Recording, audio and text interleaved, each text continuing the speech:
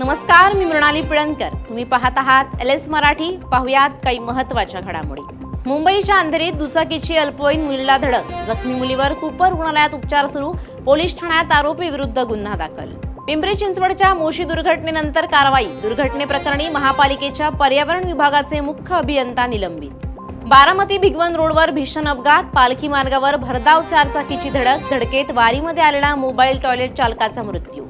भिवंडीत गुन्हे शाखेकडून घरफोडी करणाऱ्या अट्टल चोरट्याचा पर्दाफाश. चोरट्या करून 17,27,000चा मुद्देमाल हस्तगत. सराईत चोरट्यावर तब्बल 53 घरफोडीचे गुन्हे.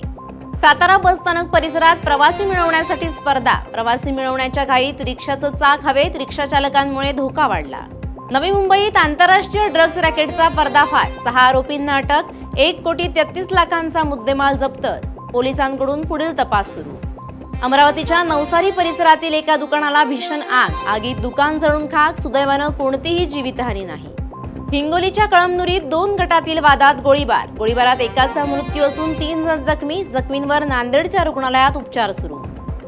गोंदियाच्या दासगावातील बाजारात भरधाव पिकअपची 3 वर्षीय चिमुकलीला धडक. अपघातात चिमुकलीचा मृत्यू. घटनेनंतर संतप्त नातेवाईक आणि ग्रामस्थांचं आंदोलन.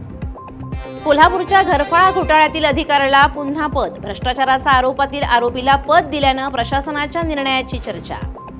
या होत्या आताच्या घडीच्या काही महत्त्वाच्या बातम्या. अशाच महत्त्वाच्या बातम्यांसाठी तुम्ही पाहत रहा LS मराठी.